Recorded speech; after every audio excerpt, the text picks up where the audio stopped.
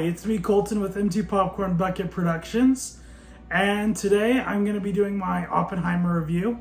I just watched it in theaters yesterday, and yeah, it was probably one of the best movies, if not the best movie of this year so far.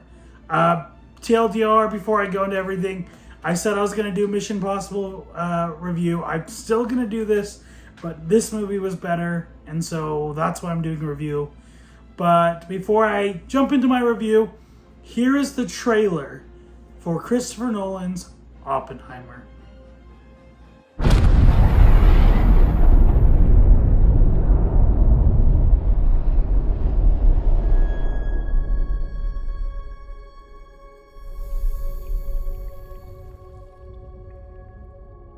We imagine a future, and our imaginings horrify us.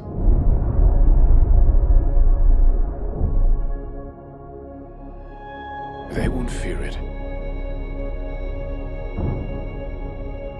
until they understand it.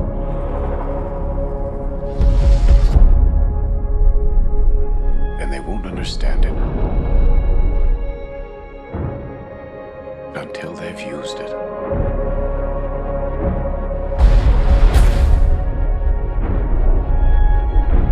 Theory will take you only so far.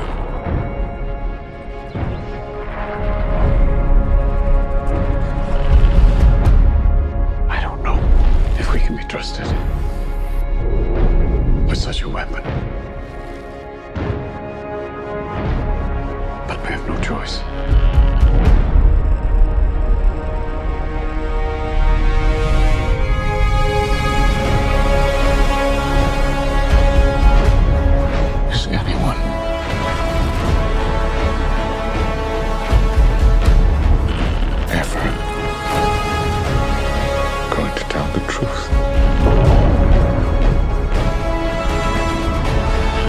What's happening here?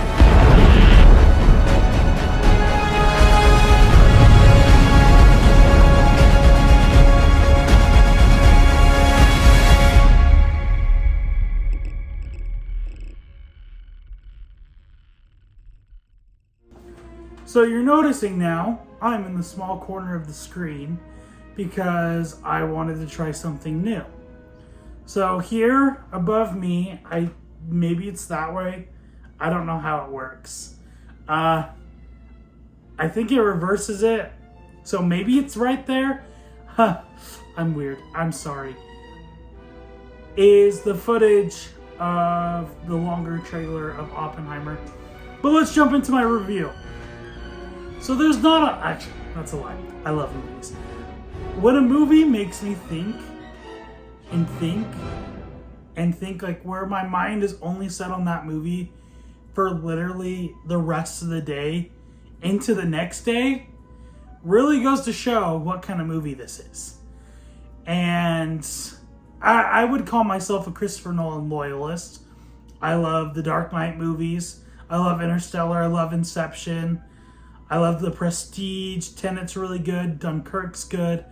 There's a few I haven't visited in a long time or just haven't watched, unfortunately. But Oppenheimer, in my opinion, I thought it was one of the best Christopher Nolan movies. And that's just because, like, when I can sit down and watch a movie, even if it's like a 3-hour movie, and it doesn't feel like 3 hours for one, but like be just so touching, I don't know if that's the word, but it like hit me.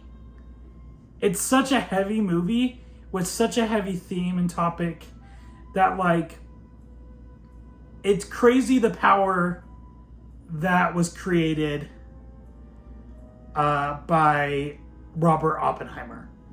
Like, the atomic bomb is a big deal, and we get to see his perspective on everything, and we get to see the consequences which ensue with all of this going on in his life.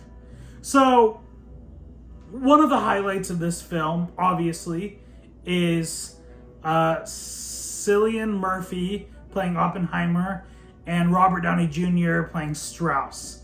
Like, those were the key highlights of this movie. I mean, it's a stacked cast.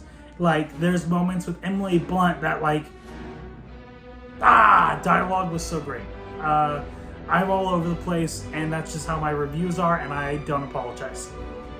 So, the acting was amazing. The writing, some of the best that I've seen in the last 10 years.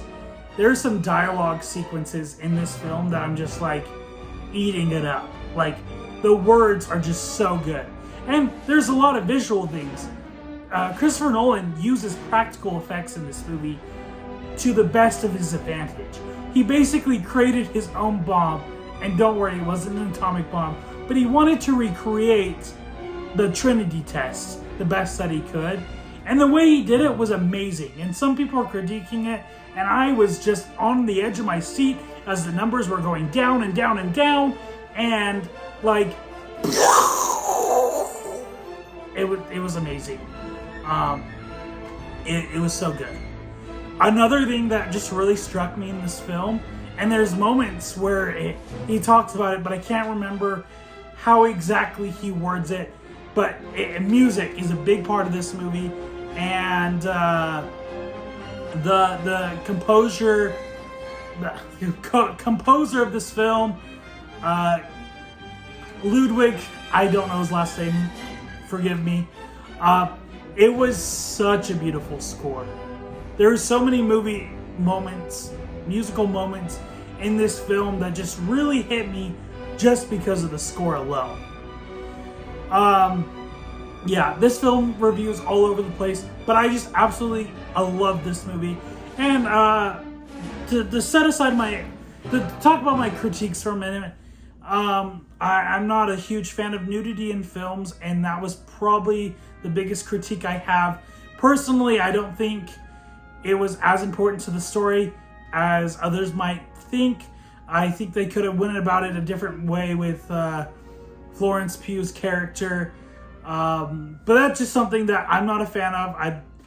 I love the talkie sequences, like the courthouse drama parts, the big bombs, the rush sequences, the profound words from Einstein. It was just a fantastic movie. Like, best movie of this year. Go see it. Like, I guess to those who aren't, that's okay, and I understand. But those who want to have that cinematic experience, I just really, really suggest, like, you taking the time. And if you have IMAX available or whatever screen that's big, go see it in theaters. I cannot vouch more for the experience of going to the movie theaters more than going to see this movie or Mission Impossible, or just go see a movie in the theaters.